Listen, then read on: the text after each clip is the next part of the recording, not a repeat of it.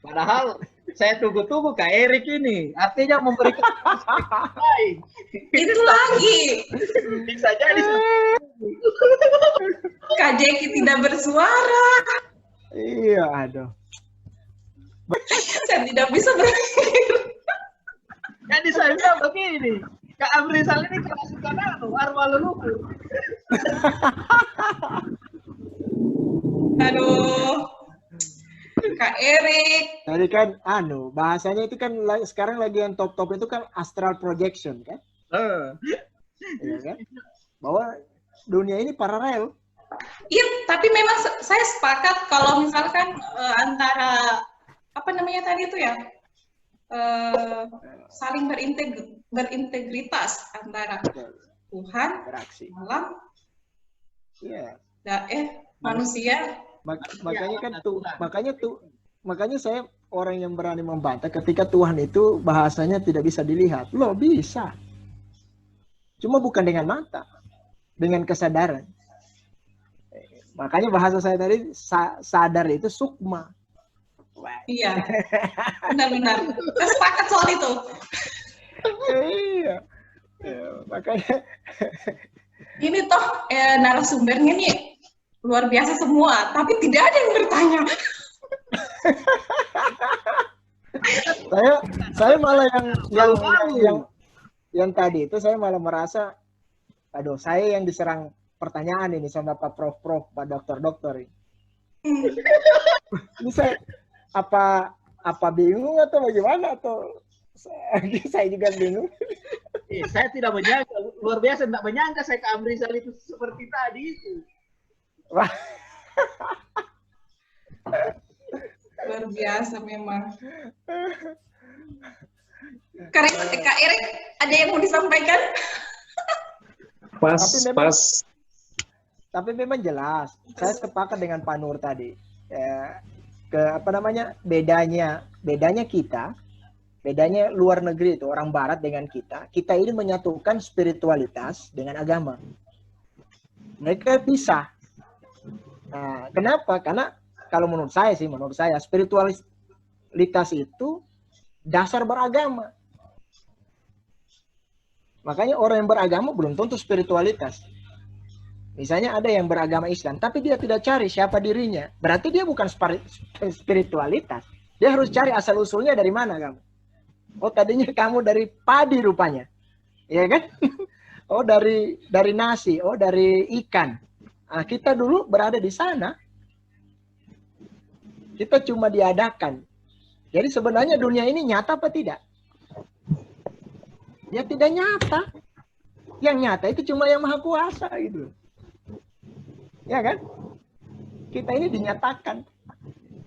Kita ini dulunya energi. Dinyatakan. Iya tuh. Kalau bahasa di bahasa fisika kuantum, kita ini energi dulu. Cahaya semua dulu. Iya kan? Sebelumnya itu. Nah, ketika kita di cahaya, kemudian itu yang saya bilang alam ini paralel. Nah, kemudian nanti ada di ribuan 3 juta sel. 3 juta sel itu satu yang masuk ke kandungan ibu. Kalau itu lagi dibahas itu lain lagi. Nah, satu sel saja itu satu biji zarah yang masuk itu menjadi benih. Bayangkan seleksi alamnya. Nah, itu tidak gampang. Nah, ternyata kita mengeluarkan, artinya dari energi Bapak dan Ibu kita lahirlah kita. Berarti kita ini diciptakan dari energi juga. Makanya ada bahasa orang tua dulu. Bahasa Kaili ini bahasanya begini. Asalanu manuru kana manuru. Artinya asalnya nur kembali ke nur. Cahaya. Nurun ala nurin. Cahaya di atas cahaya. Bayangkan itu di bersanji itu. Maka kita akan tahu kenapa, apa sebabnya kita ini harus bersalawat. Harus berdoa. Karena doa itu energi positif untuk alam. Makanya untuk mencegah kiamat itu terjadi, bersalawat. Kirim energi positifnya kita itu ke alam semesta. Insya Allah. Nah itu sebenarnya. Kurang clear itu Kak, penjelasan tentang bagaimana itu tradisi-tradisi itu. Ini kan yang dianggap sirik kan. Misalnya bagaimana menanam padi itu seperti kita mau kasih kawin. Betul. Kalau yang saya lihat, kalau hasil panen itu digendong, Pak. Seperti bayi. Tapi itu kayaknya kalau misalkan dihubungkan di sama di keilmuannya atau secara akademis itu lebih ke, kalau menurutku lebih ke arah kearifan lokal. Betul. Ya nggak sih? Jadi ketika yang seperti diceritakan Pak Mirza tadi, ya kan? Pak Mirza, kemudian dia di ini, saya malah berpikir lain. Rupanya kalau tanaman kita tidak rawat dengan Ar-Rahman, Ar-Rahim, makanya konsep saya punya akhir dari materi saya itu yang panjang lebar tadi menjelaskan itu ujungnya akhlak. Itu saja sebenarnya. Insanul Kamil, makhluk yang sempurna. Artinya dia menguasai baik di alam nyata dengan gaib kan. Semua dia kuasai. Dia halifatan fil ard. Dia tahu apa kita tahu mikroorganisme. Kalau kita lihat di situ, mikroorganisme itu kan kalau mau diilmiahkan, sesungguhnya kita ini makanan yang masuk itu kan sesungguhnya sudah terfermentasi otomatis dalam tubuh kita. Kemudian menjadi mikroba, bayangkan. Mikroba di dalam ini ada dua. Satu laktogen, satu patogen. Satu yang baik dengan buruk. Nah itu saja kan. Begitu juga kita punya sisi dirinya kita. Ada ego. Ego baik. Ada buruknya kita. Jadi kita di mana? Kita harus dalam posisi mengamati. Posisi mengamati itulah posisi nol. Kalau menurut saya. Karena di alam, misalnya kan, kalau kita duduk, terus kita merenung. Ada dua suara yang akan muncul dalam hatimu. Satu, suara positif. Satu, suara negatif. Contoh kasus begini. Kau ingin memberikan sedekah kepada orang. Yang satu, tiba-tiba ada suara murni dalam hati nuranimu bilang, ayo sedekah. Tapi yang satu bilang, jangan banyak-banyak. Itu kan, itu yang bermain pikiran. Semua rahasia di situ terjadi. Nah, makanya sebenarnya yang harus kita kupas, sebenarnya spiritual itu menyatukan pikiran dan hati. Itu spiritualitas. Menyatukan pikiran dan hati. Pikiran ini tidak bisa dihentikan karena pikiran terus jalan. Makanya di alam wirid itu, di alam tafakur itu, bukan persoalan fokusnya. Tapi ada suatu saat ketika nanti kalau kita bicara gelombang, kan di pikiran itu ada gelombang. Gelombangnya ada delta, ada theta, ada alpha, ada beta, ada gamma. Kan? Nah itu gelombangnya beda-beda. Misalnya kalau yang saya pernah baca, kalau delta itu kan 0,5 sampai 3 Hz. Bayangkan. Nah, kita kebetulan di dunia ini vibrasinya rendah. Makanya kita tidak bisa melihat jin. Ngerti nggak? Tapi kalau yang melihat setan itu bagaimana, Kak? Jin itu. Pada waktu ada loh, Kak. Pada waktu itu frekuensinya kita sama. Kan kita ini kan energi. Energi itu dua dia bergerak. Frekuensi sama vibrasi. Ini energi. Ada gelombang kayak kita kan. Apakah kayak TV kita kasih mati terus siarannya hilang? Kan tidak. Iya kan? Kita cari gelombang. Nah, misalnya gelombang alam jin. Ya kan, kita cari oh ini di sini. Nah, makanya orang tua kita dulu itu luar biasa. Dia sudah bisa berkomunikasi dengan gelombang-gelombang tadi itu. Karena kalau posisi paling rendah itu, yang paling mudah kita lihat itu sebenarnya kuntilanak sih. Kalau dalam astral. Kalau kuntilanak itu posisi paling rendah. Kita kalau biasanya, tapi kita harus apa namanya?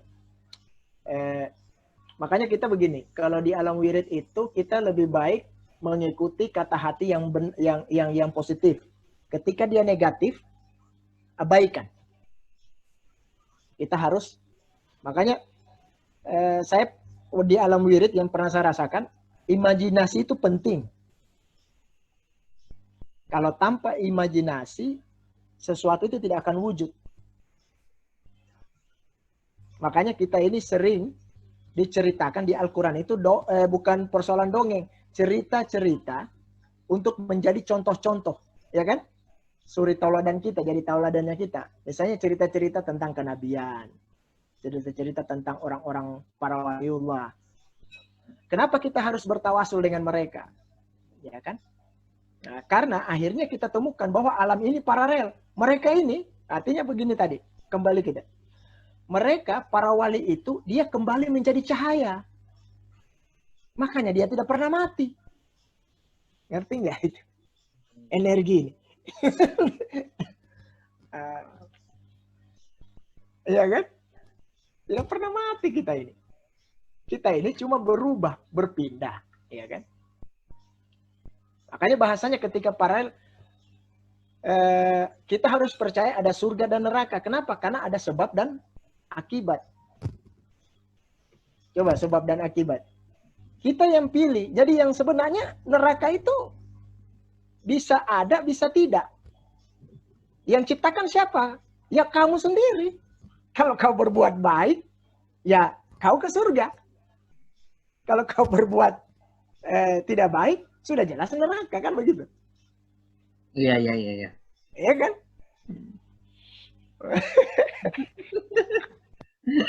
Dalam memang. Ini Berat guys. bisa sampai subuh kita ini sama dengan. Jadi Tapi by the way, pemirsa ini Zoom-nya siapa? Zoom-nya Kak Zeki nih. Dia Tapi- dia berlangganan dia. Oh, begitu. Makanya saya bilang pakai lobby. Ya. 24 jam. Tapi lumayan juga, Mas. Alhamdulillah masih banyak juga yang tertarik lihat diskusinya kita ini. Meskipun Iya. Tidak ada yang mau memunculkan wajahnya. Ih, Kak Mirza, nanti kasih masuk itu di grup. Iya. Nanti Pak, itu Pak Nur Sangaji. ada Pak Nur Sangagi, misalnya Ibu Hedayani dengan sama Ibu Rahmawati nanti dimasukkan ke grup. saya kemarin begini. Saya sebenarnya yang paling bagus supaya kita paham itu, kalau dunia ini kan dimensinya berlapis-lapis. Alam ini berlapis-lapis juga. Dimensi yang paling tinggi itu adalah dimensi alam para wali ini. Alam para wali itu. Nah, itu terjadi dua. Kalau kita satu frekuensi dengan mereka, mereka akan datangi kita. Tapi itu ada rumusnya. Itu rumusnya, Kak. Saya percaya itu. Saya ketemu dengan orang-orang yang menceritakan mereka sudah melakukan perjalanan rohani. Saya pernah mendengarkan cerita itu dari salah satu Karena yang Saya saya sudah mematikan tubuhnya, bahkan sempat ketemu Nabi Khidir. Saya tidak tahu apakah benar Nabi Khidir atau itu benar-benar nabi atau bagaimana itu? iya, Atau jelmaan dari jin? Atau mungkin ini agak ke teman-teman pernah dengar enggak Glenn Pineal? Glenn. Belum. Boleh di-share di Google. Pineal gland itu apa? Itu kan otak tengah. Ubun-ubun. Yang ini. Ini kalau dengan makanya saya katakan tadi, raga itu tubuh, nyawa itu ikatan. Jadi nyawa itu bukan ini, dia ikatan saja. Dialah yang mengikat napas ini sehingga tidak bisa masuk keluar. Ya kan? Nah, makanya tadi itu seperti itu bahasanya itu. Sebab manusia itu begitu dia punya sifat, manusia dia punya jalan ceritanya kan. Nah, nyawa. Kemudian ada sukma. Sukma itu kesadaran. Kesadaran bahwa kita ini ada apa namanya? Tapi sukma ini kesadaran bahwa dia yang merasakan sakit, dia merasakan ini, itu kan kesadaran. Nah, tapi jiwa itu beda dengan sukma. Jiwa ini jati diri kita. Nah, ini yang selalu berwujud dengan pendamping. Kalau dalam bahasa Al-Quran, itu para malaikat pendamping kita, kan? Makam-makam kita ya. Iya, makam-makam kita di situ. Maka dia akan berbisik datang, ya kan? Nah, ego adalah iblis tadi tuh. Ego kita itu. Tapi yang mengontrol semua ini energi, namanya spirit. Kalau bahasa spiritual namanya spirit. Spirit itu energi. Nah, kenapa orang bisa astral projection, bisa melihat sesuatu ke depan. Karena pelajari coba. Kun fayakun, bahasanya itu kayak Mirza atau Lian. Lian yang sekarang, ketika Lian diciptakan, apakah sudah diciptakan dengan Lian pada saat nanti mati? Ya jelas sudah. Tidak tahu. Ya kan? Artinya kapan lahirnya Mirza, misalnya, kapan lahirnya Mirza dengan Lian, sudah dipastikan ketika wal awal, pasti wal akhir. Semua itu dengan kalimat kun fayakun, semua tercipta. Jadi ketika kita keluar, sudah dipegang itu. Bahasanya dalam Al-Quran itu begitu. Ada amanah dititipkan ketika kita lahir. Artinya semua rezeki, jodoh, kematian, itu sudah kita terima pada saat kita lahir. Proseslah yang panjang ini. Kelebihan leluhur kita bisa mengetahui dia punya kematian. Ya. Kan? Orang tua dulu saya pernah ketemu begitu. Dia tahu, oh dia akan mati. Karena dia tahu dunia ini paralel. Dia bisa bermohon di depan. Depan, saya mau mati. Dia pindah. Bahasanya orang tua dulu ada ilmunya, ilmu janji. Lingga janji apa? Memindahkan janjinya. Iya. Ada cerita-cerita begitu, Kanda. Bukan cerita, memang begitu. Di kampung. Tapi ini pengalaman. Kayak dia tunda matinya. Ini pengalaman spiritual saya bahwa alam itu misalnya begini. Lian pernah enggak tahu Lian pernah enggak Lian apa imajinasi kita pernah berpikir misalnya pernah enggak Mirza ingat 10 tahun lalu apa saja? Memori itu pasti ada kan? Iya. Hah? Oh, saya 10 tahun dulu kuliah. Coba itu yang saya katakan, ketika imajinasi dicabut, manusia bisa apa sih? Tidak bisa. Karena itu rahasia imajinasi itu di situ.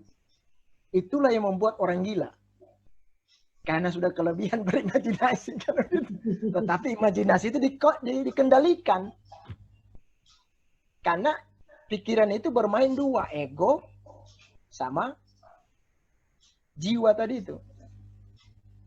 Dua dia bermain.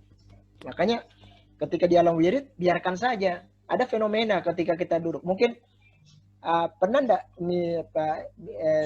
teman-teman merasakan ketika duduk wirid, kemudian teman-teman pikir apa pada waktu wirid? Berpikir atau enggak? Berpikir. Atau berusaha fokus, kalau berusaha fokus malah pusing. Lebih ke berpikir. Iya kan? Coba kalau duduk. Kita saja duduk, biasanya Allah duduk ya. Kita malah bingung berpikir apa. Nah, kita percaya sesuatu, percaya Tuhan, tapi sesuatu itu tidak kita lihat. Itu kan orang gila namanya. Iya kan? Iya. Maka, iya kan? Sesuatu yang tidak lihat. Sementara manusia ini selalu tergantung dengan materi.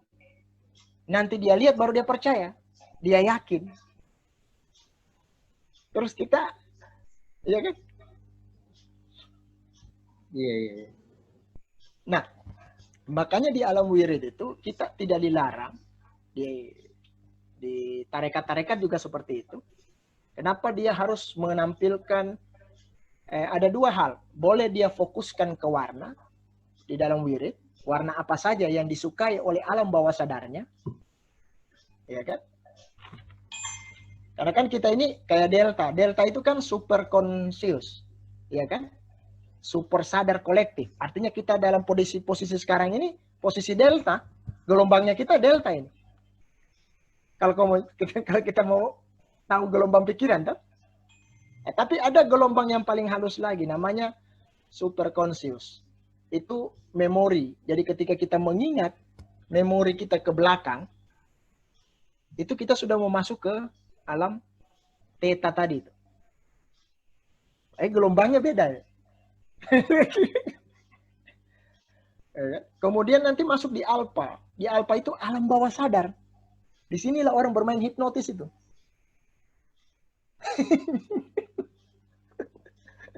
Di alam bawah sadarnya kita. Subconscious. Artinya memori sangat lama. Artinya di alam alpha, di gelombang alpha ini, ketika nanti dalam posisi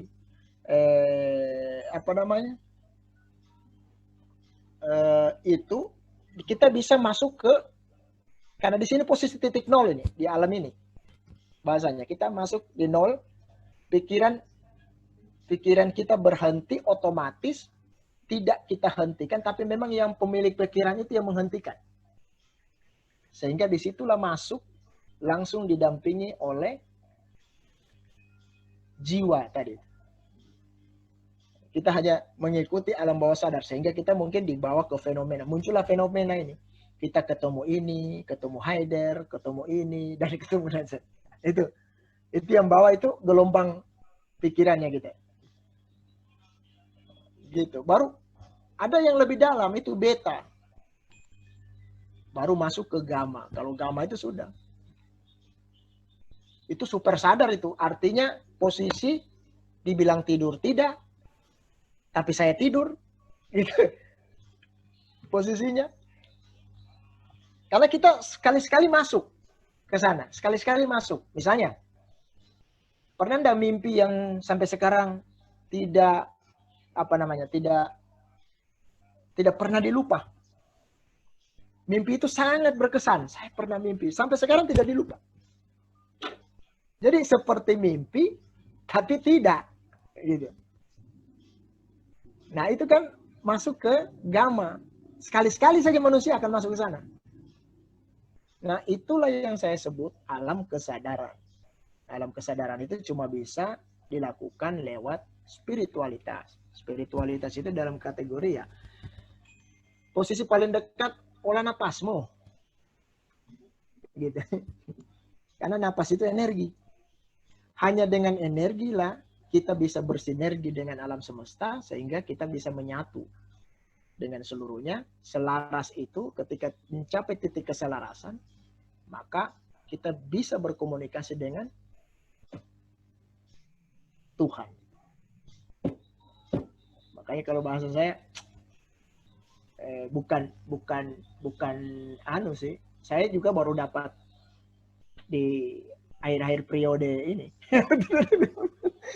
Ketika merasakan hal semua itu, Kalau saya bisa baru ini. Saya sehingga bisa atur channel, saya mau kemana, gitu. Saya mau cuma saya belum berani jauh, karena kekuatan energi yang diolah itu masih kecil. Tidak seperti Nabi Muhammad. Saya baru belajar ini kan. Nabi Muhammad energinya sangat besar. Dan kita, maksudnya kenapa sih sesuatu itu dicontohkan misalnya? Apa tidak bisa kita? Padahal Rasulullah mencontohkan. Itu yang maksud Rasulullah itu, kamu ikut saya. Jadi masuk ikut saya bukan cuma syariatnya. Jadi tafakurnya, seluruhnya itu diikuti. Karena titik kecerdasan itu ketika kita sudah mencapai, misalnya gland pineal tadi itu, kelenjar. Jadi kelenjar itu, di gland pineal kan ada titik itu. Nah, ini bisa berhubungan dengan sulbi. Ini bentuknya kayak apa ya? Kayak kristal begitulah. Jadi kristal, kayak beras. Itu ada di sini. Tapi kalau meninggal manusia dia hilang. Pernah dengar enggak orang tua kalau meninggal keluar kayak kelereng di mulutnya? Warna putih. Dengar itu. Pernah, Iya pernah. kan? Pernah dengar enggak? Hmm. Oh, kalau itu dibilang mustika manusia. Nah, itu yang bermain. Itu kalau ditangkap kita punya mata batin keluar. Nah, usaha untuk membuka mata batin itu langkah pertama. Mata batin itu bisa dibuka ketika itu tadi kita melakukan hal-hal yang positif. Jangan negatif. Ibaratnya begitu. Nah, makanya kata Gusmus begini. Kalau agama kalau orang melihat agama itu kan, misalnya melecehkan agama dengan membakar-bakar Quran di hadapan saya, ya kan? Dibilang melecehkan bukan agama, melecehkan Tuhan. Maka itu pelecehan yang paling ringan. Padahal ini sudah membakar kitab sucinya, kan? Ini katanya Gusmus. Tetapi kalau kamu bertanya, besok kamu makan apa? Itu sebenarnya sudah pelecehan untuk Tuhan.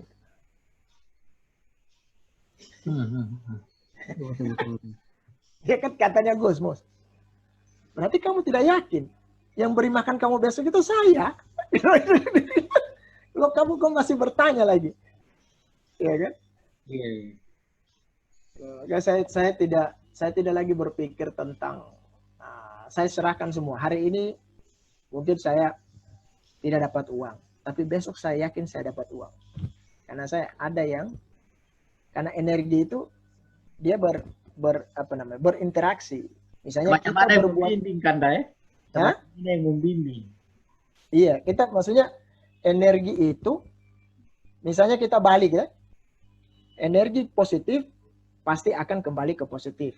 Energi negatif itu otomatis itu sebab akibat langsung kita terima. Hari ini kita menyakiti orang, besok pasti ada kendala dengan kita. Karena ritme kehidupan itu sudah kita acak-acak ceritanya. Energinya sudah tidak selaras. Hati kita sudah tidak bagus. Kayak begitu. Akhirnya berdampak juga dengan kita. Nah, mulailah sakit dada, kolesterol, asam urat, mulai jantung. Padahal itu sebabnya dari kita. Mungkin kemarin dongkol. Oh, misalnya bilang-bilang orang. Coba. Ini bahasanya begitu.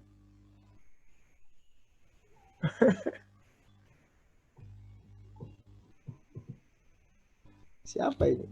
Ada yang bertanya kan, dah? Bukunya yang baca apa kan, dah? Buku. Buku di dalam diri. Tidak ada buku di sini.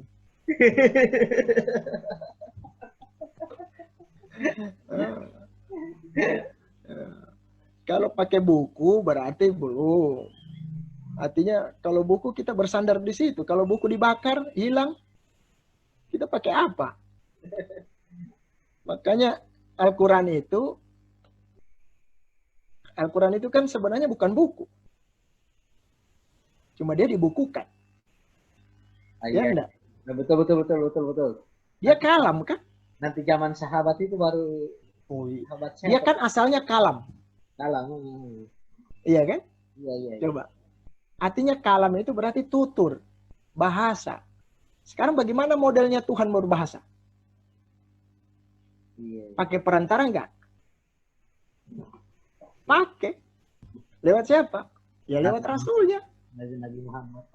Makanya saya pernah tanya, bisa enggak bedakan mana Rasul, mana Allah berbicara sementara dia berbicara di posisi satu orang? Iya. Iya kan? Kapan dia berbicara? Misalnya saya, ya kan? Hari ini saya datang Jibril. Kira-kira kamu percaya atau tidak itu? Saya bilang, saya didatangi Jibril. Tidak boleh langsung dibilang begitu kan. Misalnya kan begitu. Saya penasaran begini dulu. Kalau Berarti, layak lamar iya, berarti para sahabat dulu diajarkan oleh Rasulullah supaya dia taruh Jibril. Iya. Saya pendapat saya begitu. Sehingga ketika Rasulullah bicara dengan mereka, mereka percaya. Nah, orang juga pernah ketemu. Toh. Ibaratnya, ya kalau Gus Muafid bilang kan, ya wifi-nya dekat. Ya nyambung. Begitu bilang Allah langsung. Ya. Orang sahabat. Iya kan? Artinya kalau wifi-nya bagus bagaimana? Kan dekat dengan anunya ini. Iya. Rasul. Iya betul. Kira-kira mata batin tak bukan enggak? Ya tak bukan. Tak buka. Tapi ada juga orang tidak bakal terbuka ternyata mata batinnya. Siapa? Abu Jahal. Ya kan? Apakah sengaja? Iya sengaja memang Allah. Allah ingin menciptakan sandiwara ini supaya berjalan terus. Iya kan? Karena tanpa kontra, dunia ini tidak berjalan. Iya. Betul. Ada keseimbangan ya. Iya. Kalau orang Cina bilang apa? Yin yang ya. Nah, yang. Jadi tidak bisa. Ente mau bunuh iblis tidak bisa. Itu pernah dilakukan oleh Nabi Sulaiman. Dan tidak bisa. Ditangkap iblis. Tidak bisa kan? Kayak gitu. Betul. Makin menarik ini kan. Nanti dijadwalkan ulang juga Anda.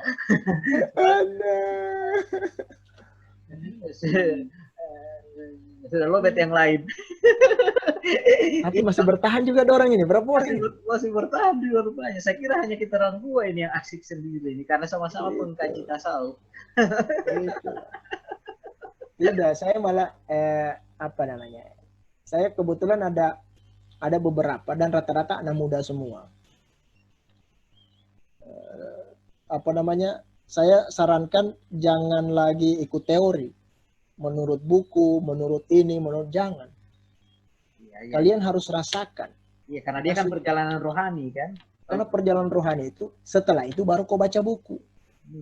Betul. Baru kau baca Quran. Oh ternyata benar. Disitulah hakul yakin. Quran itu benar. Kan begitu. Betul. Iya karena Rasulullah ini dia belum tahu apa-apa. Sifatnya kan. Ya sudah. Dengan ketidaktahuannya sebagai orang bodoh kan. Orang yang tidak bisa membaca, buta huruf dan lain-lain. Dia pergi ke Gua Hira. Sudah dia duduk saja. Di alam itu kan. 40 hari, 40 malam di sana. Apa? Ya kalau bukan untuk menolkan dirinya sendiri. Sesungguhnya dia itu, kalau menurut saya sih, ternyata Rasulullah itu perkenalannya itu di situ awalnya. Dia digembleng dan pertama ketemu pendampingnya langsung Jibril itu sehingga dia lari. Baru dibilang, hai orang-orang berselimut, janganlah kau takut. Kan begitu kan? Dia lari dari nih. Menggigil dia. Karena ketakutan dengar suara. Ini suaranya siapa kan? Begitulah nanti kita akan dibuka mata batin. Oleh yang Maha Pembuka itu. Dan tidak bisa, harus praktek kayak Rasulullah. Ya kan? Setelah itu baru kau sholat. Maka sholatmu tidak kemana-mana, pikiranmu tidak kemana-mana. Karena kau sudah terhubung langsung dengan wifi itu. Sekarang ini kau berhubungan dulu dengan cahaya itu. Kan begitu? Iya. Makanya sholatmu, adanya orang tua dulu bilang, sholat capek saja dia dapat. Dia tidak tahu siapa imamnya. Kan begitu? Iya, sering begitu. Kalau orang tua dulu bicara begitu. Karena memang dia kalimatnya itu, penyaksian itu harus dia saksikan. Bahwa di situ ada 3 orang. Saya, dia, dengan yang mengamati. Kan begitu? Sekarang begini. Ego yang baik, ego yang buruk, kemudian ada yang mengamati kedua belah ego. Nah sekarang mana kita? Posisinya di mana? Yang mengamati atau yang dua-dua bermain ini? Iya, iya, iya. Ya kan posisinya begitu di alam wir itu. Itu yang membuat orang gila itu. Dia ikuti yang bayangan-bayangan yang bermain di alam pikirannya ini. Dia tidak lupa dengan siapa yang mengamati. Oh begitu, itu sampai itu ternyata yang membuat orang gila ya. Wih, Belajar itu. disitulah biaya kalau itu makanya kita itu boleh butuh pendamping, boleh tidak asal tahu caranya. Kalau saya juga heran, saya tidak punya pendamping, apalagi guru. Aduh. Berarti itu yang dinamakan urban sufism itu. Iya. Apa, tasawuf tanpa jalur tarikat. Jadi dia menemukan sendiri Iya. dia punya guru dengan proses perjalanan ruhani yang dia tempuh. Ya. Betul, karena memahami guru sejati itu sebenarnya memahami keesaan dulu. Karena keesaan yang dimaksud ini yang maha kuasa itu bukan keesaan Allah itu tunggal. Tunggal itu berarti Allah itu ada susunannya. Menurut saya, dia bukan satu yang tunggal tapi satu kesatuan. Perlu diingat, dia satu kesatuan. Karena dia awal dan akhir. Makanya disebutkan dalam mana itu, kalau mencari Allah itu lihatlah ciptaannya, jangan awalnya. Iya. Ya, karena kalau kau bertanya tentang Allah, Allah itu laisa kamitslihi syai'un. Tidak seperti sosok, tidak seperti apapun, tidak. Kapan kau bicara masalah Tuhan seperti sosok, maka syirik. Syirik sudah. Iya. Betul. Karena Allah itu meliputi ruang dan waktu. Belum ada ruang dan waktu, Allah itu sudah ada. Betul. Ini kayak kita masuk pada level tahu gitu nih. Iya, itu yang utama sebenarnya, akidahnya di situ. Akidahnya baru kita praktekkan, betul enggak begitu? Kan begitu. Karena esanya, makanya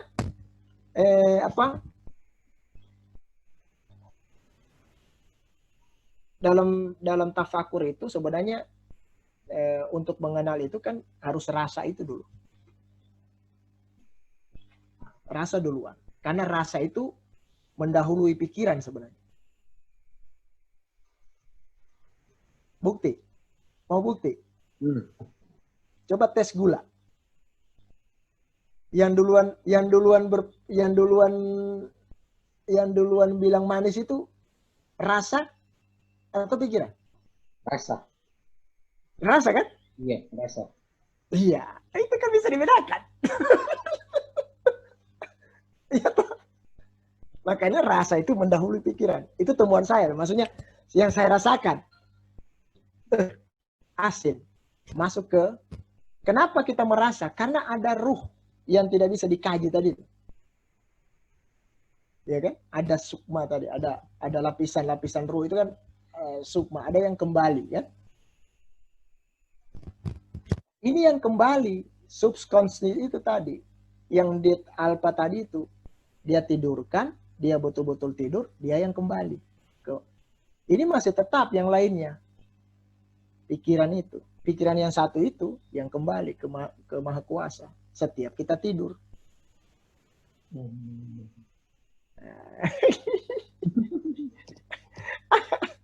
Sebenarnya bisa diilmiahkan.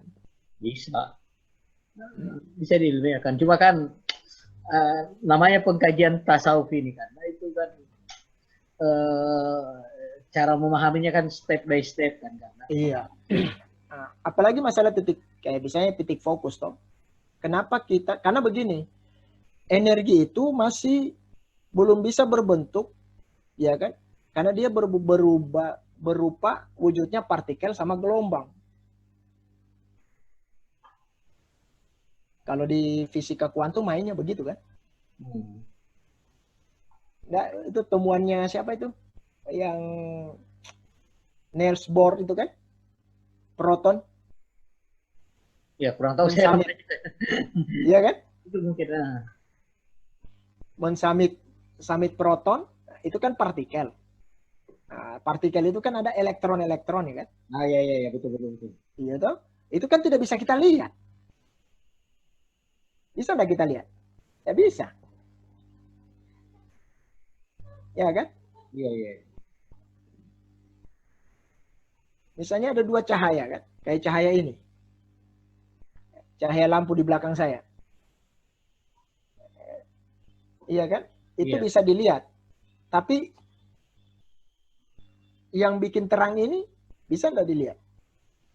Kalau cahayanya sana bisa. Tapi rambatannya bisa nggak dilihat? Enggak. Nggak bisa kan? Iya. Nah itulah gelombang sama partikel itu beda.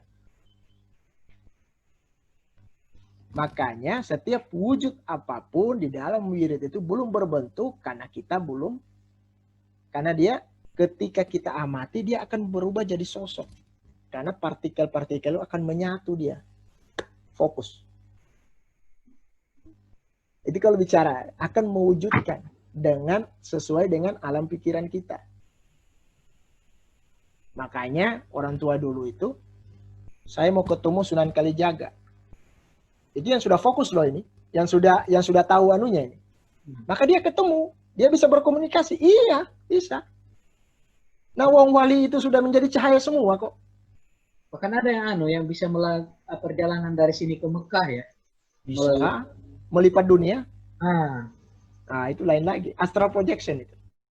Kalau bahasanya sekarang astral projection. begitu bahasa ilmiahnya begitu. Makanya orang-orang tua dulu bisa mereka melakukan perjalanan jarak jauh. Misalnya saya ke Pulau Jawa, dan itu bisa dalam waktu sekejap begitu. Mungkin iya. Bukan sekejap ya, mungkin dalam waktu singkat ya, sangat singkat. Mungkin karena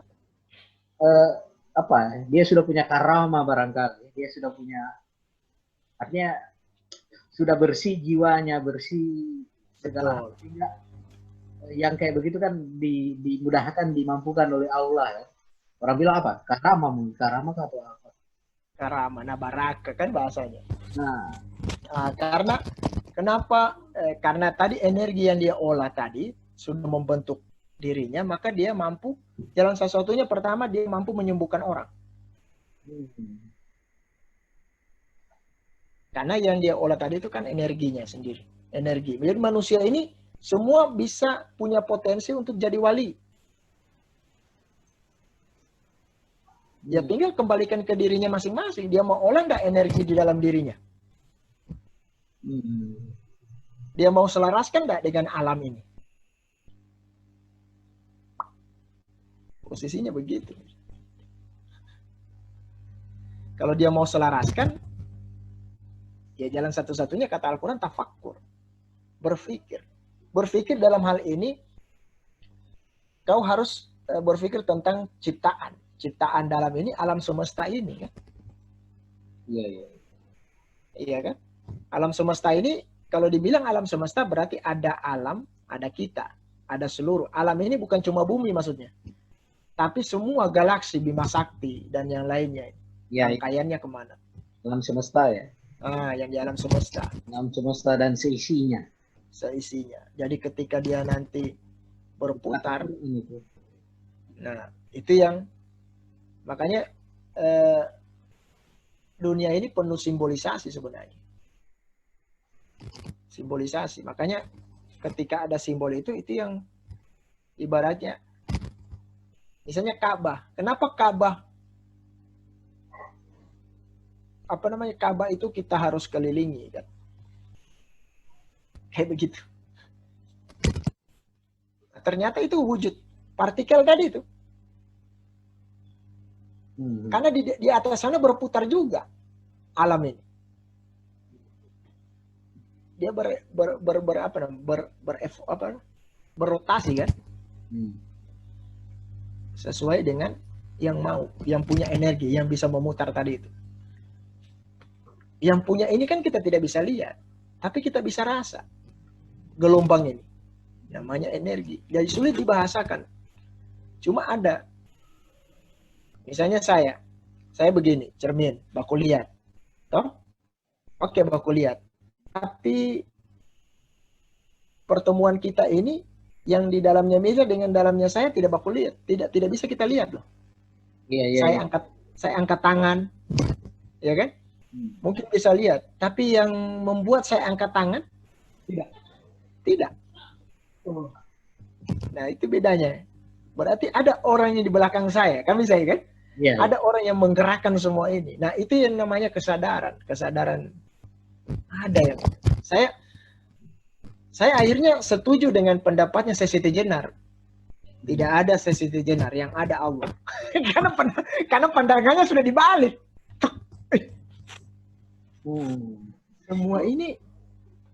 Semua ini seakan-akan karena kesadarannya sudah tinggi tadi itu. Dia lihat, ya Allah, saya ini sebenarnya tidak ada, yang ada hanya yang maha ada ini. Kan begitu. Ketika dia sadar, seakan-akan sadar dari dia bangun. Hari ini mungkin kita tidur, mati suri namanya kan. Tapi ketika kita sudah bangun kesadaran itu, kita sebenarnya sudah tidak tidur. Jenar juga kan masih kontroversi juga itu. Sejarahnya bahwa apakah dia dieksekusi oleh para sunan atau memang dia masih hidup, kan itu juga masih kontroversi juga kan. Dan pengikutnya setianya Sisi Jenar juga banyak juga kan. Jadi kan bahasanya kita itu orang tua dulu itu kalau sudah tinggi ilmunya pasti dia rogo sukmo. Iya kan? Artinya dia sudah tahu ilmu untuk kembali. Oh iya. Jadi hilang bersama tubuhnya karena dia sudah bisa, energi tadi itu sudah meliputi seluruh tubuhnya. Dia menjadi cahaya. Dia balik, hilang dia tidak kuburnya. Karena dia sudah mendapatkan. Nah, itulah yang sekarang dicari oleh para ilmuwan fisika kuantum ini. Mau menciptakan mesin itu. Iya kan? Iya. Karena ada kan orang yang hidup di tahun lalu, dia pada saat sekarang dia muncul. Didapat sedang isi bensin, didapat sedang nah itulah. Lihat saja Manggerante itu. Hidup di beberapa musim dia. Kuburnya ada di mana-mana. Iya. Betul. Itu bisa diilmiahkan toh. Betul kan? Iya. Ada cerita kayak semacam sejarah-sejarah Islam itu. Para pendakwa Islam, katakanlah mungkin para wali-wali di daerah, wali-wali Nusantara, seperti itu. Banyak makamnya. Saya kira mungkin melakukan perjalanan spiritual atau apalah bahasanya, sehingga jadi spiritual itu yang dijalankan sih. Nah, makanya bahasanya orang kaya itu manurung, nur, iya kan? Jadi sesungguhnya kita punya orang tua baik saya cuma gambarkan tadi persoalan Kaili saja, tapi itu seluruhnya Nusantara juga begitu sih. Kan Nusantara ini kalau di Jawa paling dikenal sedulur papat kalimo pancer enam nyawa pitu sukmo, ya kan? Iya. Jadi nyawa itu pengikat. Jadi ketika kalau di dalam tasawuf itu kan ada kalimat alhamdulillahirabbil alif lam ha diikat di antara nadi leher ya. Ya kan? Iya. Nyawa namanya. Di dalam nyawa ada napas. Di dalam napas ada sukma, dan suka ada ruh. Nah, itu kan? Ada jiwa. Nah, jiwa yang tenang tadi. Nafsu mutmainnah, irji'i ila radiyatan mardiyah. Ini yang dipanggil. Nafsu mutmainnah, nafsu yang baik ya. Nah, itu bukan nanti pulang baru kita harus temukan dia. Kita harus temukan itu. Kita harus bertemu dengan itu supaya dia tuntun kita. Nah, itu maksudnya orang tua itu di situ. Nah, itu belum berwujud. Ya kan? Sekarang ketika fokus ke seseorang ini kan, ke seseorang misalnya di alam wirid, kita diperkenankan enggak kalau di ajaran-ajaran tarekat banyak itu. Oh, saya harus kenapa seorang mursyid dia harus bilang kepada muridnya kau fokus ke wajah saya. Kan mursyid ya. Karena mursyid ini penunjuk jalan. Penunjuk jalan. Kebetulan mursyid ini ya sudah dia tahu kan jalannya ke sana. Karena sukma tadi itu. Bukan berarti tidak. Ini sukma saya dengan sukmamu sama. Posisinya. Jadi ketika ada orang yang sudah kau temui saya, makanya itu telepati itu jelas. Kalau orang sudah terkoneksi antara saya dengan Mirza misalnya, Mirza sudah punya ilmu itu, saya punya ilmu ini, sesungguhnya tidak perlu pakai telepon. Betul. Karena saya ada ketemu juga orang cerita begitu. Kalau sudah ketemu, ini saya punya teman yang pengkaji tasawuf juga, dia levelnya sudah tinggi lah. Ya begitu. Kalau kita sudah ketemu frekuensi, biar tahu saya tatap muka, perjalanan sama-sama melakukan perjalanan batin, sama-sama kayak apa melakukan bukan ritual tertentu ya, semacam apa namanya, mungkin wiridan atau apa. Nanti kita ketemu pada frekuensi yang sama di perjalanan batin. Ya, makanya energi itu, makanya di dalam itu ada 3 yang kita harus pahami: energi, frekuensi, dengan vibrasi. Kalau saya lebih membahasakan begitu sih. Kalau bahasa orang tua dulu itu bisa bingung kita. Terlalu banyak putar-putar orang tua dulu. Nah, sekarang sementara kita ini sudah digital. Nah, saya coba bahasa-bahasa itu saya coba dibahasakan secara bahasa digital lah, ya. Energi, gelombang kan, frekuensi dengan. Makanya kita itu, kenapa kita harus berwirid ribuan kali? Ya kan? Baru bisa. Kenapa kita berwirid itu ribuan kali? Iya toh? Bahasanya. Kenapa bisa? Karena untuk menyelaraskan gelombang tadi. Karena frekuensi kita ini rendah dunia. Ini alam terendah loh dunia ini. Jadi kita ini dibuang yang Maha Kuasa dari alam paling mulia langsung ke alam terendah ini. Nah, kita ini akan menuju proses ke sana lagi. Iya. Maka kita mulai dari nol. Jadi nol yang dimaksud itu menolkan pikiran. Artinya menolkan kesadaran. Jadi kita ini misalnya kalau bukan nanti nol ini maksudnya ketika cara menolkan ini saya tidak berpikir. Bukan begitu. Menolkan dalam hal ini kau duduk, ya kan? Kemudian jangan kau dikendalikan pikiranmu, tapi pikiranmu yang jangan pikiranmu mengendalikan kau, tapi kau yang mengendalikan pikiran. Kalau kau dikendalikan mereka, maka siap-siap di Mamboro itu. Ya kan? Tapi coba kita yang mengendalikan mereka. Ya kan? Kita yang mengendalikan mereka. Mengendalikan pikiran itu. Kita kan bisa. Kita punya hak. Artinya kita punya kudrat, punya kuasa yang diberikan sudah sama Allah ini. Lengkap kita ini. Kita tinggal pergunakan ceritanya. Makanya kita bisa mengontrol gaib, kegaiban, sama nyata. Bukan kita dipermainkan oleh kegaiban, bukan. Iya, selama ini kan banyak orang yang dipermainkan oleh kegaiban. Yes.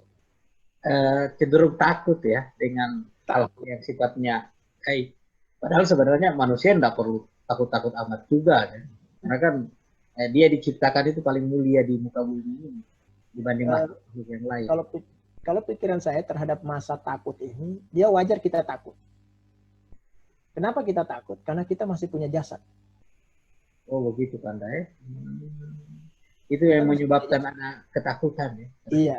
Justru itu yang lawan kita pertama itu. Kita harus kendalikan itu. Kan mulai gitu, takut mati. Kalau ini takut tidak pulang. Iya. Betul. dia semacam apa ya, terlalu ya, dia berpikir terlalu orang apa ya, jasa dia ya apa, Dia masih memikirkan dunianya dia kan masih begitu. memiliki dunianya, Berarti dia belum pasrah kan? belum pasrah. Yang di kalimat-kalimat bilang berserah diri kepada Allah itu dia belum sampai tahapan itu. Cuma level pengakuan saja di bibir, Level pengakuan. tapi hati tidak, karena masih ada takut. Nah, posisi nol itu kita belum sampai di situ. Ketika sudah melewati rasa takut, ya kan, ada nanti suasana di alam wirid itu kita tidak bisa suasananya itu kayak apa? Sejuk. Pokoknya perasaan itu gembira, senang, kayak begitu. Ya sulit dibahasakan di alam tapi itu akan lama kita dapat proses itu. Kita masih berupaya terus, berupaya. Itu tergantung daripada kita punya itu kehendak yang maha kuasa. Bisa cepat, bisa lambat. Tergantung. Karena Allah yang tahu kemampuannya kita ini kapan bertemu dengan dia sendiri yang akan mempertemukan. Iya. Bukan kita, bukan urusannya kita. Nah, tugas dijalankan ya. Tugas seorang mursyid itu cuma sampai ke titik nol. Bagaimana metode? Makanya semua coba kalian orang aliran tarekat itu dan yang lain pun orang spiritual, dia tidak akan menjelaskan bagaimana proses selanjutnya dari titik nol kemudian jalan. Artinya titik yang tadi itu karena sudah itu suasana pertemuan yang tidak dibahasakan dan sulit untuk diceritakan karena tidak ada bahasa yang sama yang akan bisa dipahami oleh kecuali dirinya sendiri dengan yang maha kuasa. Memang perjalanan rohani ini kayak bukan susah, bisa dirasionalkan, tapi memang rumit ya. Karena Rasulullah sendiri cuma menceritakan persoalan, sehingga saya pahami bahwa Rasulullah itu cuma menceritakan prosesnya saja.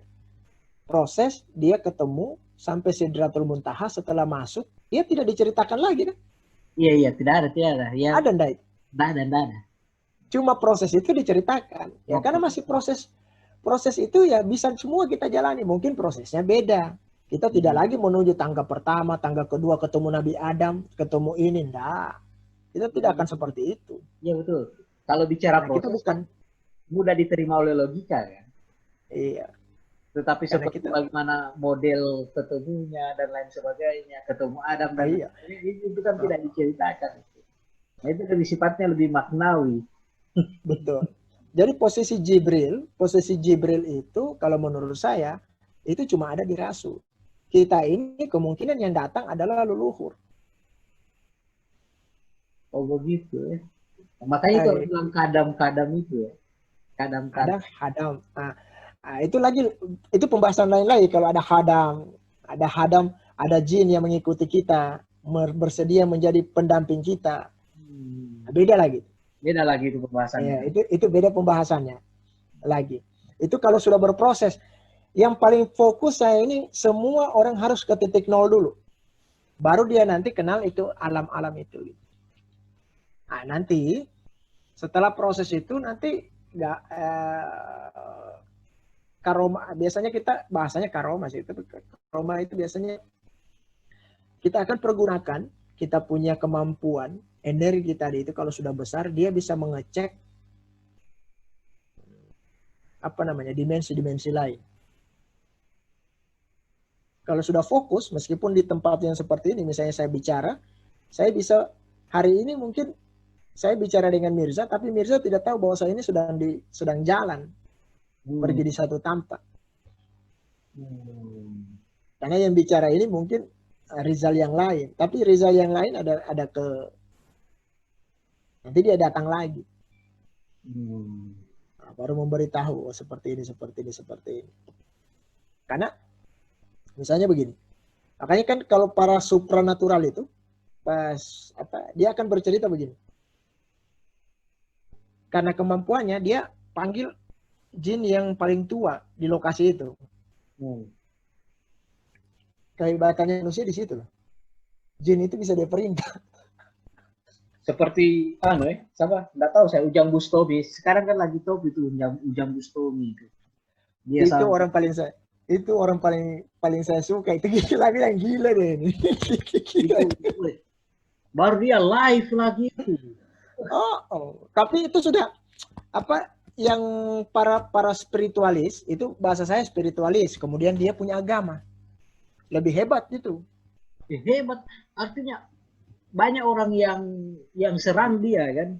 Artinya kelompok-kelompok Islam yang serang dia, tapi dia juga bisa menjelaskan secara logika. Secara logika. Dulu kan sulit untuk melogikakan. Dia jelaskan secara logika dan juga pakai pendekatan-pendekatan agama begitu. Jadi karena memang dia sudah lama memang mempelajari itu. Mondok dia sekitar berapa tahun di pesantren. Iya. Mempelajari ilmu kalam makanya kebatinan begitu. Saya tidak tahu sudah punya makanya ilmu barangkali dia itu. Makanya yang saya anukan ke tadi itu sebenarnya kenapa agamawan sekarang tumpul menurut saya, karena itu tadi ya, kita ini cuma baca banyak kitab kan, tapi tidak mengetahui secara spiritual kitab-kitab yang diturunkan, karena sementara yang punya kitab ini orang spiritualis semua. Iya. Sebenarnya. Kebanyakan kan hanya ribut persoalan orang bilang, persoalan hilaf. Hanya persoalan hilafiyah, persoalan orang bilang ini tidak pernah dilakukan oleh Rasulullah. Ya. Makanya saya pernah tanya dengan teman-teman. Sedangkan Rasulullah Isra Mi'raj kau tidak pernah lakukan. Sampai sekarang ini. Cuma sholatnya saja. Nah, sholatnya itu hasil dari Isra Mi'raj. Betul. Saya bilang begitu. Baru saya tanya balik. Sebelum sholat turun, diperintahkan oleh umat kita ini. Ya kan kamu bilang ikuti Nabi, sunnah Rasul. Berarti kau harus ikuti Nabi sebelum turunnya sholat. Kalau saya begitu. Pandangan saya bilang. Kenapa? Ya iya. Kau harus berhalwat di Gua Hira. Iya kan? Betul. Ya cari gua. Kenapa dia harus cari gua pada waktu itu? Apa makna hakikatnya gua itu? Kan begitu. Beruzlah. Kalau yang sering melakukan uzlah atau berhalwat itu siapa? Kiai Haji Syakur itu. Buya Sakur. Nah, dia itu rajin uzlah itu. Makanya sebagian kecerdasannya itu hasil. Syakur itu.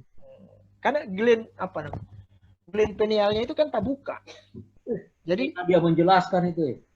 Enak. Suka saya nonton itu biasa itu enak pembahasannya. Pertama saya enggak, kalau cuma sekedar lihat begitu belum tertarik. Jangan ini. Saya terus terang, saya begitu lihat ini judulmu. Ini rupa Buya Sakur kita ini. Saya malah sempat berpikir begitu. Ini kacau ini. Pasti orang juga berpikir berat sekali ini, tapi memang ada hubungannya, memang begitu memang keren memang.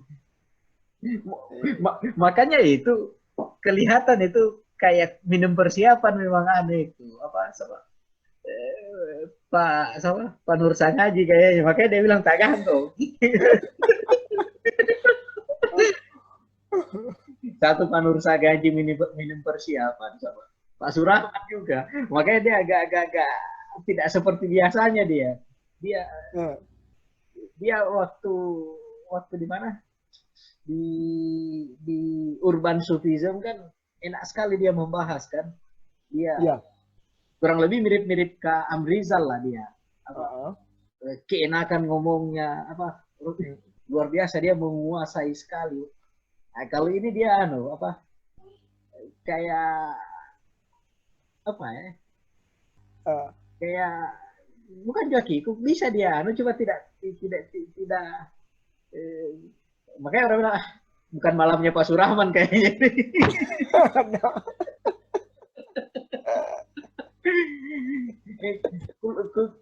Kurang keluar dirinya. Pak Nur sengaja juga itu waktu awal-awal kan dia kasih materi kan kurang begitu percaya diri dia. Nanti di mau closing statement itu baru keluar aslinya kan. Itu pun dia bilang gantung. Harus artinya sedikit selanjutnya kasih masuk ke grup. sedikit terpancing kan, oh ternyata saya bahasnya ini kan, makanya saya bilang saya pemateri akhir, karena saya yang pasti keilmuan itu akan dibawa sama mereka, sementara saya ini apa yang tidak dibahas itu yang saya bahas saya. Tentang sudah saya tentang kebudayaan saja, karena itu tadi kan kesimpulannya saya, pertanian organik itu ya miliknya para leluhur, bukan kita. Betul. Mereka sudah laksanakan. Kita ini tinggal seperti rumah, kita ini tinggal menghiasi rumah itu seperti mempercantik rumah lah, seperti itu gitu kan. Kreativitas dan inovasi. Kreativitasnya kita. Misalnya dulu tidak ditahu, orang tua dulu itu cuma mungkin orang tidak tahu artinya fermentasi, ya kan? Kita nanti kenal fermentasi. Tapi orang tua dulu dia campur-campur saja. Ternyata ada, kan dia uji coba sendiri ya. Alam itu menjadi laboratoriumnya. Kan begitu dulu. Kalau bahasanya kan. Betul. Oh ternyata ini kalau nasi dikasih biar, itu kan sedekah kan dikasih biar. Ternyata dia mengandung mikroba. Betul. Iya kan? Yang sesajian ini jadi busuk. Begitu ditumpah di situ jadi pupuk. Seharusnya itu tadi yang muncul di materinya Pak Nur Sangaji itu, bagaimana pertanian ekologis, kemudian bagaimana mengolah ini, itu seharusnya yang keluar. Tetapi itu tidak keluar di awal materinya, itu keluar nanti mau closing statement, makanya dia agak kurang ini juga. Sebenarnya tentang mikroorganisme, saya sudah siapkan satu itu kan, percaya pada yang gaib kan. Ini tentang mikroorganisme. Makanya ada beberapa teori itu, teorinya Anthony tentang Bapak Kuman. Kan beliau Bapak Kuman ini. Nah, Anthony Beckham ini punya penelitian juga sendiri. Nah, ternyata dia melakukan fermentasi dengan kapur alam, ternyata fermentasi itu terjadi. Tapi dia coba fermentasi dengan kapur buatan, ternyata itu tidak terjadi. Tidak terfermentasi, ya kan? Artinya fermentasi itu bisa terjadi kalau sesuatu itu memang lahirnya dari secara alamiah, dia pasti akan terfermentasi. Tapi kalau buatan pabrik dan yang lain-lain, itu pasti tidak terfermentasi. Artinya tidak fermentasi dalam hal ini karena mikroba itu, kalau fermentasi bahasanya, kalau saya program susunan kehidupan itu dimulai dari fermentasi itu. Sehingga saya sadar dari bahasa ini, dari ilmu ini, maksudnya dari Mirza kasih tema itu, sehingga seakan-akan di dalam ini mau apa? Seakan-akan waktu saya ketik semua itu, seakan-akan itu apa? Di dalam tubuh saya ini berbicara, maksudnya seakan-akan saya ada pendamping saya, kayak begitu. Dan itu yang berbicara dan itu yang saya ketik. Kurang lebih begitu tadi, Kak. Kurang lebih begitu tadi Komio itu. Makanya seperti Pak Surahman, kemudian Jeki, ini semua ini hubungi saya itu. Minta tolong dibatasi dulu ke Amrizal. Bagus temanya, tapi dia keenakan sendiri yang apa? Jeki, Pak Amir, Adlian, saya bilang jangan, saya bilang jangan, bagus ini materinya ini, jarang-jarang kita dapat. Nanti kalau ditegur, dia lupa nanti materinya itu Pak Amir. Setelah saya hilang, sempat blank satu aduh, baru pas dapat di mikroorganisme itu, iya, itu hilang. Itu dia. Lama lagi baru dapat frekuensinya itu. Kalau gitulah tadi itu bermain frekuensi dengan gelombang. Makanya saya awali dengan Rabbi sali sadri wa yasiri amri wala uqdatan bil lisani yafqahu qali. Artinya bukan saya nanti yang berbicara. Itu bahasa saya. Makanya saya bilang jangan dulu, nanti hilang anunya Kak Rizal. Jangan nanti ditegur, hilang dia punya Nah, itu dia sebenarnya maksudnya. Maksudnya saya loh ya, barangkali kurang lebih seperti ini. Pak Nur kan barangkali dia bicara tentang ini kan ada hubungannya juga dengan integrated farming system, bagaimana itu pertanian ekologis ya, yang kemudian coba dikembangkan dalam bentuk program, namanya integrated farming system. Ya kurang lebih integrated farming system. Betul. Itu juga ada hubungannya juga dengan materi. Mungkin dia belum kena barangkali itu Pak Nur Sanga gitu. Nah, kekeliruannya saya juga, ini kan faktor juga Kak. Tadi kan agak molor beberapa menit. Jadi yang seharusnya kan di rencana awal itu saya kan memberikan semacam sepakata kata atau apa namanya, semacam sambutan lah atau coba sebagai pengantar untuk memasuki materi. Cuma problemnya kan ini sudah lewat waktu beberapa menit. Jadi saya bilang Aldian tak usah, biarlah langsung materi saja. Ditambah moderator juga masih bingung kan. Moderator itu mulai mengerti, nanti sesi tanya jawab. Bayangkan berbulan-bulan dia pusing.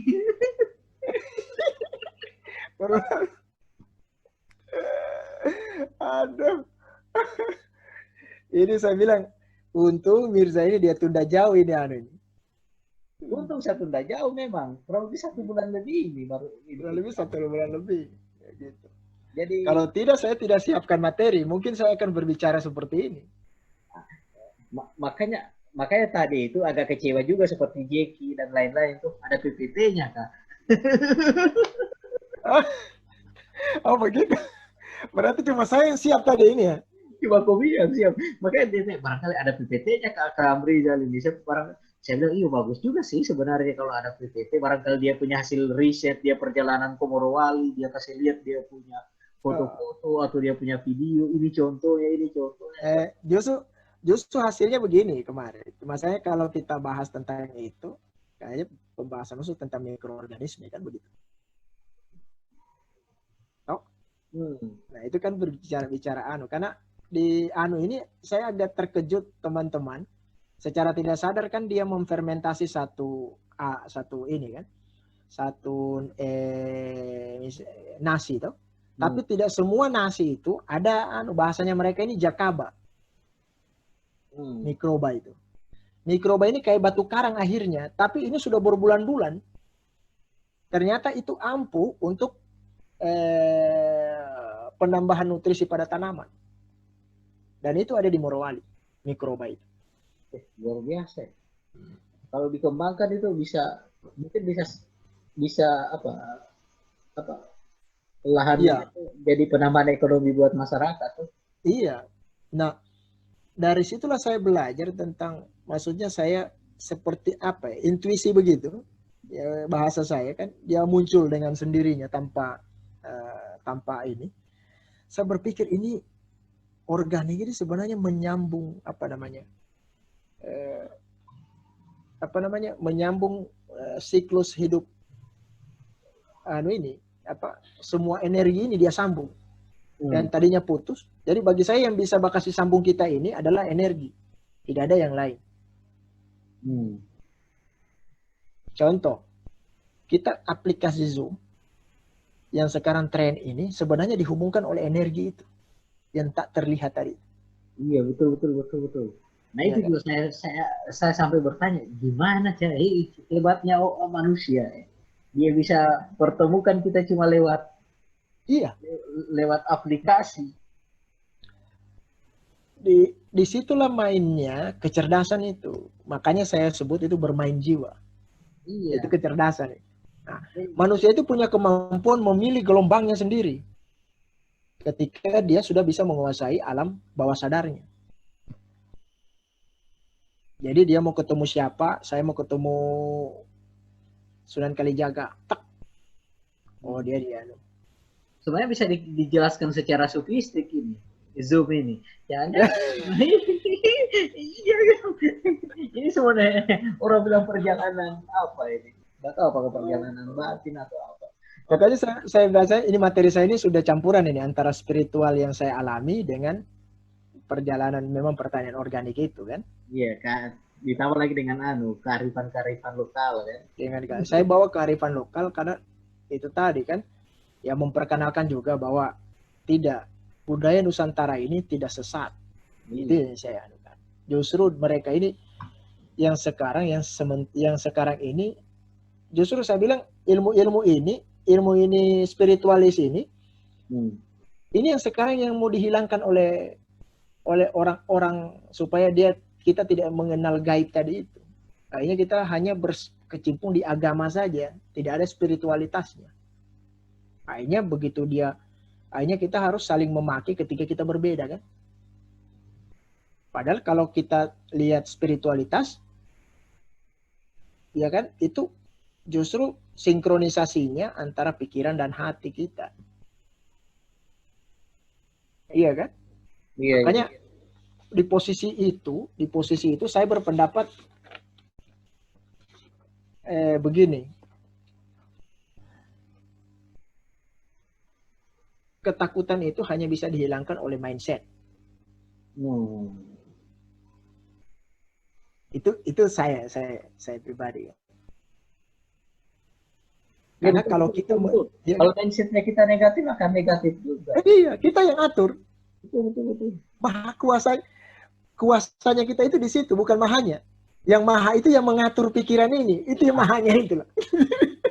Makanya buku-buku itu kan, biasanya Pak, buku-buku pengembangan diri, buku-buku seri-seri psikologis itu biasanya seolah-olah ini kayak menghilangkan peran Tuhan ini, seolah-olah dirinya yang bisa melakukan segala hal karena dia pakai pendekatannya itu adalah mindset, membangun pikiran. Mindset.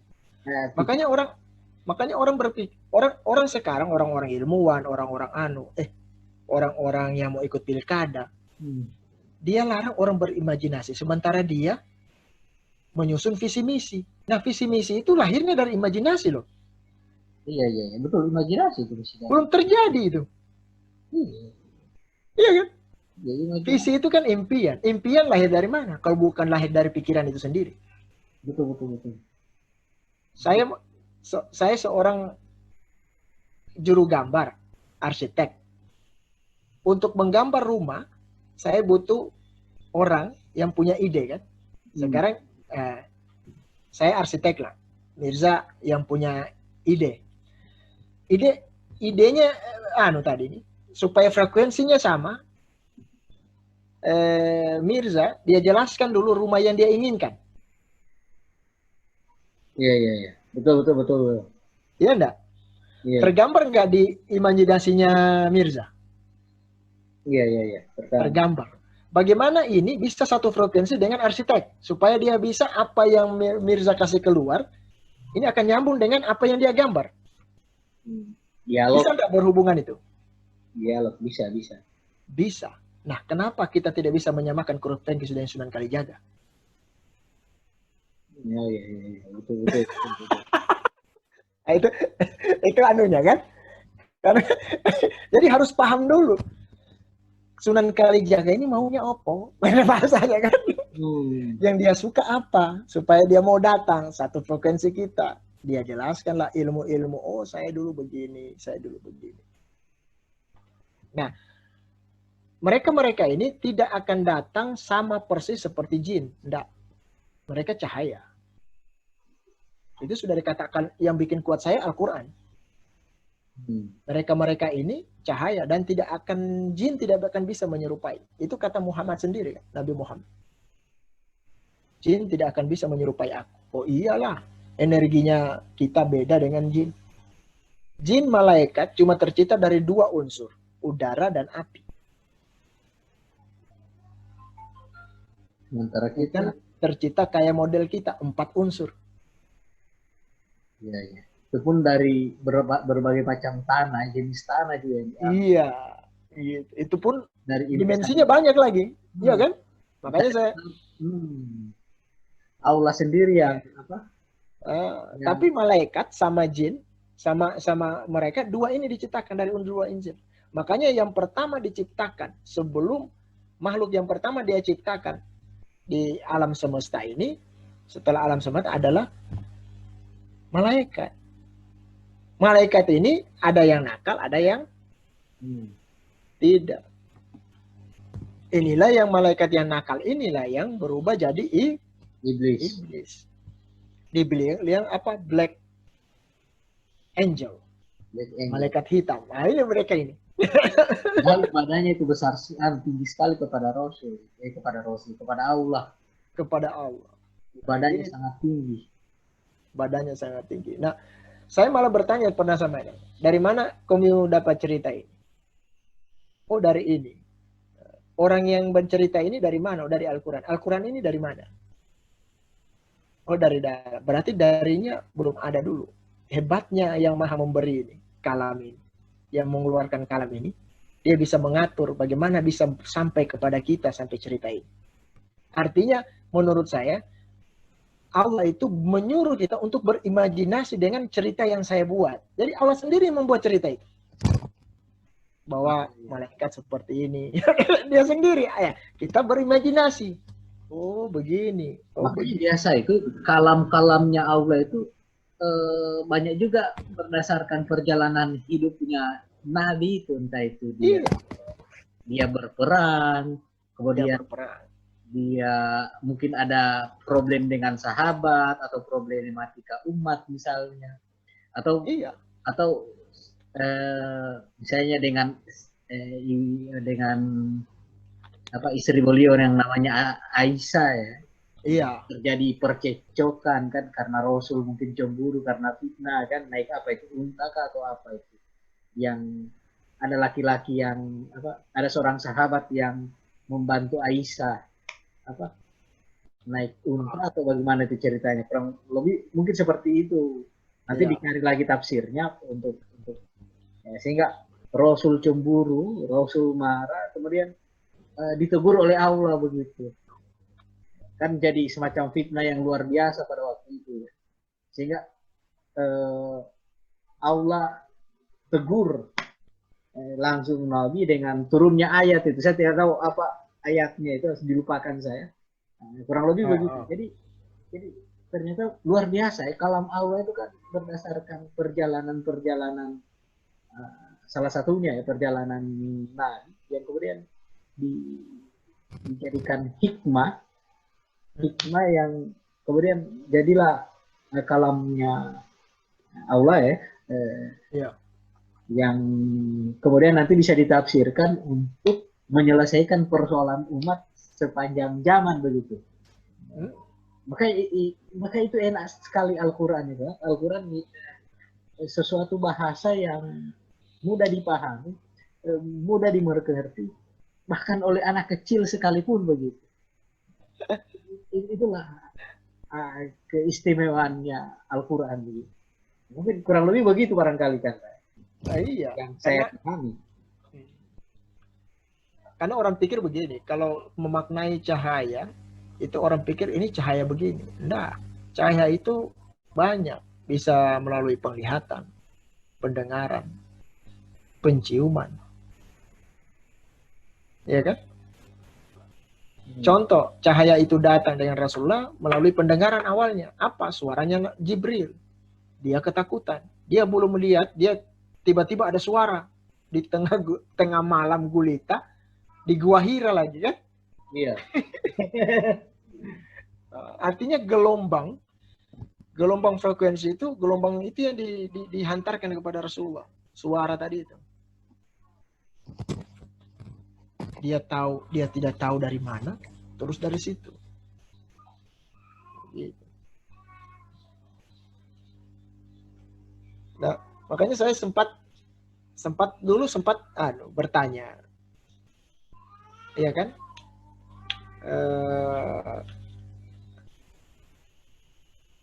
Kalau agama itu adalah kebenaran, ya kan? Kalau itu memang benar agama, tidak mungkin salah. Iya, iya. Iya kan? Maka agama tidak bisa diubah. Tapi nyatanya agama ada berapa? Berapa ya? Kalau Indonesia 5, 6. Iya kan? Kayak gitu. Belum agama-agama yang lain ya. Nah, apapun yang paling berkuasa adalah Tuhan, bukan agama. Belum agama-agama lain seperti agama Zoroaster kan. Iya. Artinya apa? Jadi kesimpulan saya, apapun agama, tetap Tuhan berkuasa. Betul, betul. Jadi yang diminta Tuhan itu tauhid itu. Betul, betul. Makanya ketika sampai ke titik itu, Mirza, ilmu yang kita pelajari dari buku apapun itu, di posisi titik nol itu kita tidak membutuhkan itu. Bahkan agama Zoroaster kalau tidak salah, ada yang saya tidak tahu, saya lupakan siapa namanya pendakwa itu. Dia bilang, itu sebenarnya agama tauhid sebenarnya. Iya. Karena dia kan kalau dia mungkin tidak lihat kitabnya langsung, tapi mungkin dia dari kayak semacam buku-buku yang kumpulan-kumpulan buku, mungkin hasil risetnya orang atau apa. Ya dari bahasa-bahasanya tuh kayak kitab-kitabnya itu penjelasannya semacam penjelasan tauhid. Bahkan orang Zoroaster juga itu marah itu kalau dibilang apa namanya, penyembah api. Marah dibilang penyembah api, bukan itu makna. Itu kan api itu hanya simbolisasi saja, bukan menuhankan api orang Zoroaster itu. Iya, betul. Orang Zoroaster itu sama juga katanya, dia bilang kalau dia bertanya kenapa umat Islam itu menyembah yang namanya apa, Ka'bah. Kurang lebih begitu simbolisasi kan. Orang Islam kan marah juga kan kalau dibilang menyembah batu itu. Menyembah batu hitam itu. Kenapa? Hajar Aswad. Mencium. Mencium lagi. Kalau dibilang syirik dan lain sebagainya, nah kan orang Islam. Bukan itu maksudnya. Ini cuma hanya simbolisasi saja. Cuma kan persoalannya, kalau kamu bilang begitu sama orang-orang Zoroaster, marah orang Zoroaster itu. Kalau bahasa itu kan begini. Saya agak keberatan kalau orang bilang mistik itu selalu dikaitkan dengan setan. Segala itu sebenarnya cuma pendapat saja dalam memahami mistik. Justru mistik itu sebenarnya dia harus dirubah, dia punya pengertian, bukan persoalan dia harus kenal setan. Kalau itu baru dibilang mistik, tidak. Sebenarnya perjalanan spiritual itu mistik. Iya, perjalanan spiritual itu mistik. Karena memang persoalan rasa masalahnya susah dijelaskan. Bukan susah, jadi rumit. Jadi kadang saya begini juga. Hanya orang yang punya frekuensi yang sama yang paham itu. Kalau orang yang berada pada frekuensi kerut dah, Pak. Dia blank, dia bilang aduh berat ini. Padahal simple kan masalahnya. Tidak ketemu frekuensi yang sama, itu dia persoalan. Makanya rumit ini, susah dan lain sebagainya. Makanya saya kemarin ke anak-anak, saya tidak suka lagi bicara masalah penjelasan seperti ini. Saya maunya setelah mereka dapatkan di alam bawah sadarnya mereka bertanya, dan itu nyambung. Betul sekali Kanda. Kayaknya lebih begitu sebenarnya metode penjelasan tentang spiritualitas itu, atau misalnya tasawuf atau apalah namanya. Tasawuf atau misalnya materi menemukan guru sejati. Menemukan guru sejati, menemukan Tuhan, atau bahasanya tauhid atau apa. Sebenarnya melalui perjalanan dulu ketika mereka terbentur bertanya ya, kemudian kita memberikan jawaban. Disitulah ketemu frekuensi yang sama itu. Dan memang kebanyakan seperti itu sih kalau dalam perjalanan spiritual itu. Orang kan kadang harus terbentur dulu, harus mengalami kayak semacam penderitaan, atau sehingga disitulah dia itu menemukan makna hidup begitu. Kalau orang bilang berfalsafat, bahasa ininya berfalsafat. Kemudian dia ketemu hikam. Makanya begini kan, ada yang biasa buku-buku yang kalau tidak salah yang saya ini orang-orang pesantren pakai, namanya Al-Hikam. Ya. Ternyata itu kan dari perjalanan hidupnya Ibnu Athaillah As-Sakandari. Iya, As-Sakandari. Kemudian ditulis kan. Tapi apa yang kita jelaskan itu dia jelaskan juga di kitab itu sebenarnya. Kemudian dia jelaskan, dia tulis ya, dari makna-makna itu. Tapi kalau kita baca Al-Hikam kan kurang lebih lagi seperti itulah perjalanan yang kita ini kemudian dituliskan sama beliau, tinggal disesuaikan saja dengan konteks masalahnya kita. Dengan konteks masalah, betul. Jadi kalau orang-orang kayak spiritual begitu kita, terus kita saya biasanya kan kalau gaji Al-Hikam atau Al-Ghazali punya itu. Nah, ilmu Ulumuddin itu kan saya lebih senang kajiannya itu. Kajiannya Ulil. Oh iya, keren itu Ulil itu. Saya suka itu Ulumuddin itu Ulil itu. Ulil. Dia apa ya? Dia menjelaskan santai. Tidak terlalu terbebani bahwa itu memang susah dalam membahasakan. Dan bahasanya itu mudah bagi kita. Oh, seperti ini maksudnya. Ya, Ulumuddin. Gurih dan renyah itu iya dibawa sama Ulil. Jadi sama Ulil. Citranya jadi positif itu sih. Iya. Sebenarnya memang kalau mau dipelajari lebih jauh, Ulil itu memang pendidikan pesantrennya itu luar biasa itu. Baru dia sekolah di Lipia Jakarta, kemudian dia menantunya Gusmus. Jadi kan ini kan orang juga terlalu berlebihan juga mendiskreditkan beliau bahwa Ulil itu liberal. Liberal, ya betul. Terlalu berlebihan juga.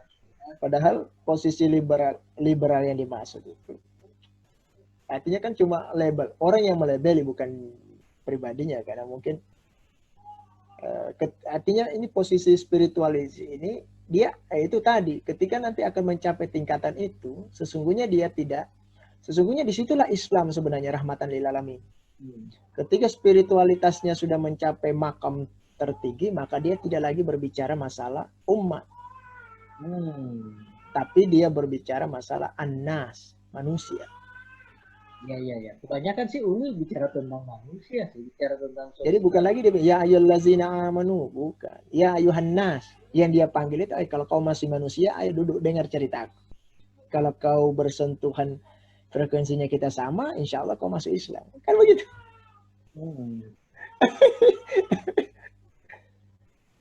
Iya kan? Kau dapat hidayah masuk Islam. Nah, harapannya di situ.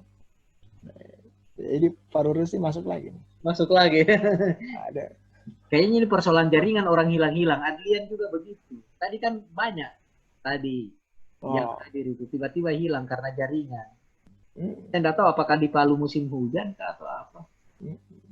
Karena kan biasa begitu kalau hujan. Tapi bagus juga kalau kita bicara-bicara begini ya, meskipun tidak dalam bentuk webinar. Banyak itu. Ada 16 orang, 17 orang tadi. Kalau bukan karena jaringan itu karena 20 lebih kemungkinan itu yang hadir itu. Saya bilang, banyak juga ini yang hadir ini. Saya sebenarnya kayak pesimis, jangan tidak banyak yang hadir ini karena ini bicara sufistik ini. orang kalau bicara sufistik di gambaran kepalanya orang, berat ini, berat ini. Saya tidak tidak susah lah menghubungi beliau. Oke, begitu saja dulu Kak Dae. Nanti kita diskusi lagi. Oke. Lanjut. Ada yang mau diurus ini, 2 orang perempuan ini. Yang satu umur 5 bulan, yang satu umur 27 tahun.